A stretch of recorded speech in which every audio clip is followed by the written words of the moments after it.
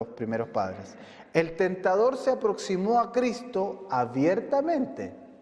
El relato de las Escrituras nos dice que vino pues el diablo, ¿cierto? Estando Jesús ayunando en el desierto, y lo llevó al pináculo del templo, y después lo llevó sobre un monte muy alto, y le dijo, ¿cierto? Pero él vino abiertamente. Al primer hombre vino disfrazado.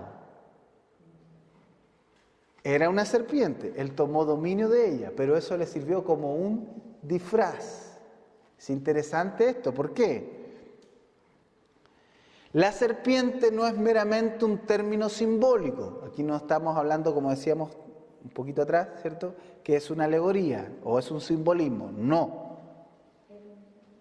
La serpiente no es meramente un término simbólico aplicado a Satanás, ni tampoco es únicamente la forma de que Satanás asumió, sino que fue una serpiente real. Porque ya vimos en el libro de Apocalipsis o en Corintios que Satanás también se transfigura en ángel de luz, ¿ya? Sino que fue una serpiente real usada por Satanás como el instrumento de su tentación. Estamos viendo la depravidad total, pero para entender la depravidad total nosotros tenemos que ir al origen de esta depravidad total. Y es interesante hacer un análisis exhaustivo de lo que significó el primer pecado, porque es lo que ha provocado todo lo que nosotros hoy día lastimosamente debemos vivir a causa del pecado. Sino que fue una serpiente real usada por Satanás como el instrumento de su tentación. Génesis 3, verso 1, que ya lo hemos leído, ¿cierto? Génesis 3, el verso 1. Pero la serpiente era astuta más que todos los animales del campo que Jehová Dios había hecho, la cual dijo a la mujer: con que Dios os ha dicho, no comáis de todo árbol del huerto. Mentira, ¿cierto? Verso 14. Y Jehová Dios dijo a la serpiente: por cuanto esto hiciste, maldita serás entre todas las bestias y entre todos los animales del campo. Sobre tu pecho andarás y polvo comerás todos los días de tu vida. Es una serpiente real. La posibilidad de tal perversión o del espíritu maligno utilizando un animal para sus propósitos no debe ser explicado, hermanos, únicamente en el terreno de la supremacía del espíritu sobre la naturaleza, ¿cierto? No podemos explicar solamente, no, que este espíritu era superior y tomó y usó a este animal. No podemos nosotros explicar ese pasaje solamente de esa manera, sino también por la conexión establecida en la creación misma entre el cielo y la tierra. Recordamos que en la creación hay una sola creación, ¿cierto? Pero fueron creados la creación angélica y la creación terrenal, ¿cierto? Sino también por la conexión establecida entre la creación misma, entre el cielo y la tierra, y aún más, desde la posición original asignada por el Creador a los espíritus del cielo con relación a las criaturas de la tierra. Hay una relación, y nosotros la vemos en el propósito o en la voluntad de Dios. El origen, la fuerza y los límites de esta relación es imposible determinarlos a priori, de manera inmediata, sino que nosotros debemos considerar de manera responsable y sujetarnos a las pautas que nos dan las Escrituras. Y es aquí donde nosotros hemos estado viendo en esta mañana cómo se fue desarrollando esta situación para llevar a toda la humanidad a estar bajo pecado. No hay hombre, absolutamente ni uno, como dice nuestro texto en Romanos capítulo 3, que quiera a Dios, que ame a Dios, o que busque a Dios, o que se acerque a Dios. Y no hay ni uno que quiera hacer lo bueno, no hay ni uno que quiera glorificar a Dios de buena voluntad. No existe. Y eso tuvo su origen aquí en lo que estamos viendo. Y vamos a ver cuán mala o cuán malo fue cuán vil fue ese primer pecado. Y por qué entonces estamos tan corrompidos, tan corruptos desde el centro hacia afuera, que no podemos esperar de ningún hombre algo bueno para acercarse a Dios. Entonces, las Escrituras nos muestran en vano que aquí nosotros tenemos base razonable para disputar la posibilidad de tal influencia. Hay una influencia, pero esa influencia no nos da pie a eximirnos de nuestra culpa y responsabilidad, ¿cierto? Nosotros lo entendemos, eso en relación a la soberanía de Dios. No obstante, es bonito porque las libertades del hombre, ¿cierto?, están estrechamente relacionadas con la soberanía de Dios. La libertad del hombre tiene su base en la soberanía de Dios. Ya vimos que Dios no dejó al hombre allí para que hiciera lo que hiciera, sino que le dio libertades dentro del propósito que tiene su voluntad. No existe hombre libre. No existe esa mentira humanista de principio de siglo como lo es el libre albedrío. Es una falacia. Y eso me llena de gozo en esta mañana, el que se me haya preguntado algún día de mi vida el poder sujetarme a seguir esclavo de ese engaño o a discrepar de aquello. Gracias a Dios que Dios nos dio la valentía de poder decir no. El libre albedrío del hombre es una falsedad absoluta. No existe tal libre albedrío.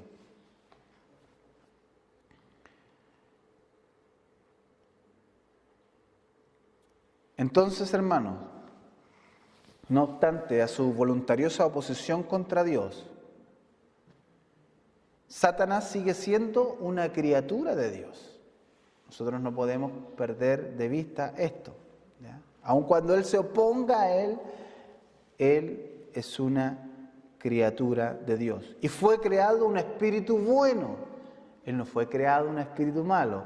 Todo lo que Dios hizo, aquí era bueno en gran manera, ¿ya? Así que aquí tampoco Él es excusado, ¿no? Aquí no hay ninguna persona que se pueda arguir como inocente. Aquí no existen inocentes. Aquí todos son culpables, menos Dios, porque Él no es autor de pecados. Él es santo y 3 veces santo. Él es justo. Por lo tanto, no puede sacudirse.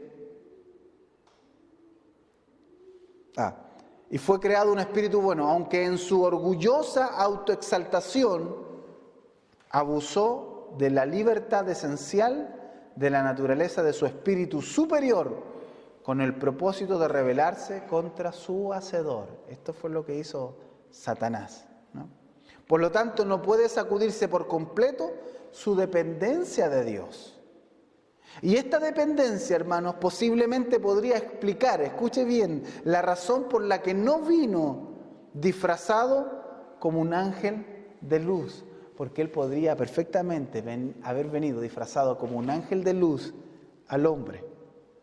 Pero esto tiene su sentido, esto tiene su motivo. ¿Por qué vino como una serpiente? ¿Por qué tuvo que tomar un animal de los que el hombre ya conocía? Que el hombre sabía que él era más inteligente que ellos, que él estaba bajo o por sobre ellos y tenía el señorío y el dominio sobre ellos. ¿Por qué no vino disfrazado como un ángel de luz para tentar a nuestros primeros padres con la desobediencia? Sino que fue obligado, él como criatura de Dios fue obligado a buscar el instrumento de su maldad entre las bestias del campo. ¿Esto obedece a qué? El juicio de nuestros primeros progenitores fue ordenado por Dios, ¿cierto? Nosotros conocemos la doctrina del decretum terriblem, como lo denominó Calvino, ¿ya?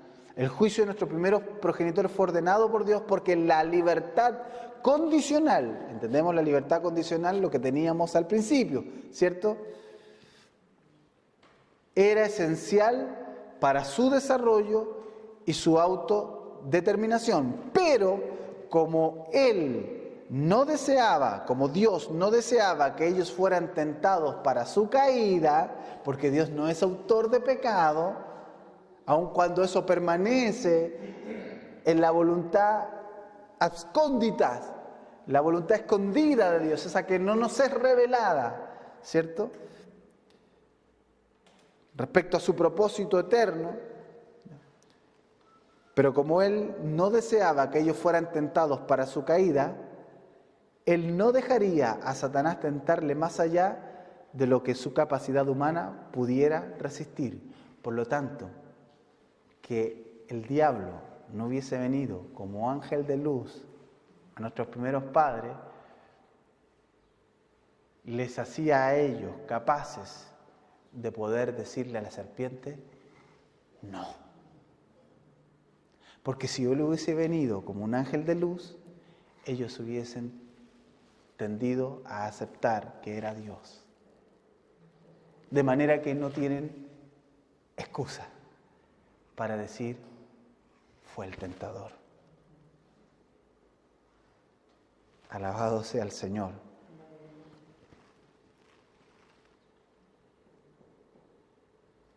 Dios no iba a dejar a Satanás tentarles más allá de su capacidad humana para que pudieran resistir. Por lo tanto, el tentado, en este caso Adán, que estaba con su mujer frente a esta situación, en medio del huerto, frente al árbol del conocimiento. Él está con su mujer.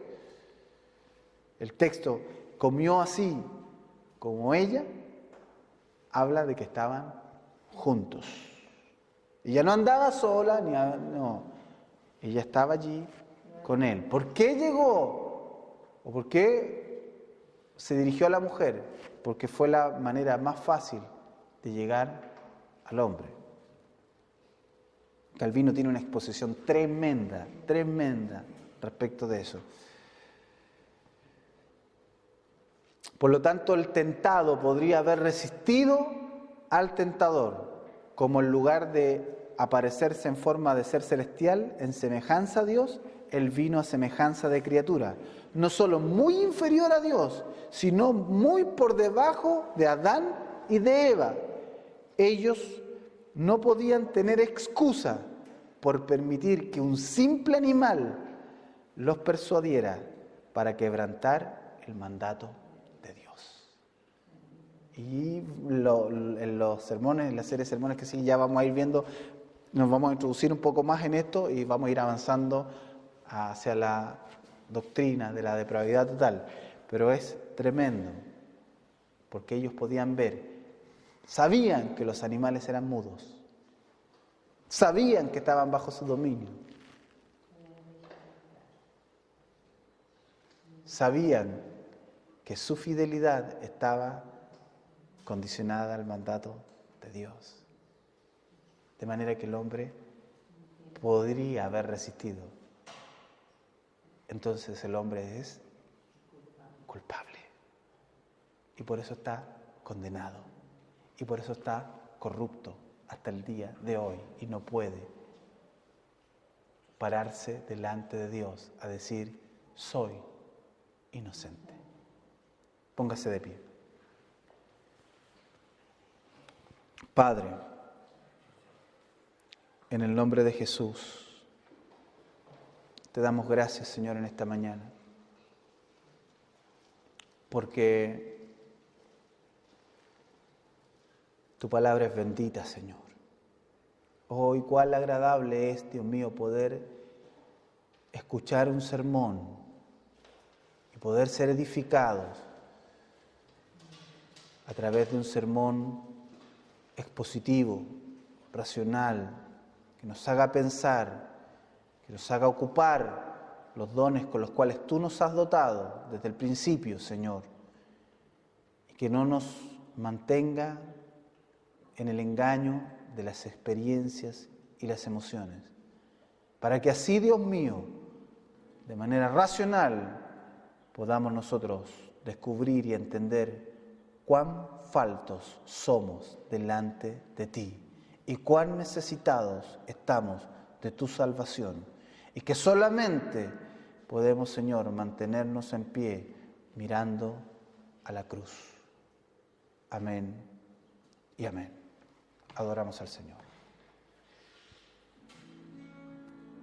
Oh bendito Dios.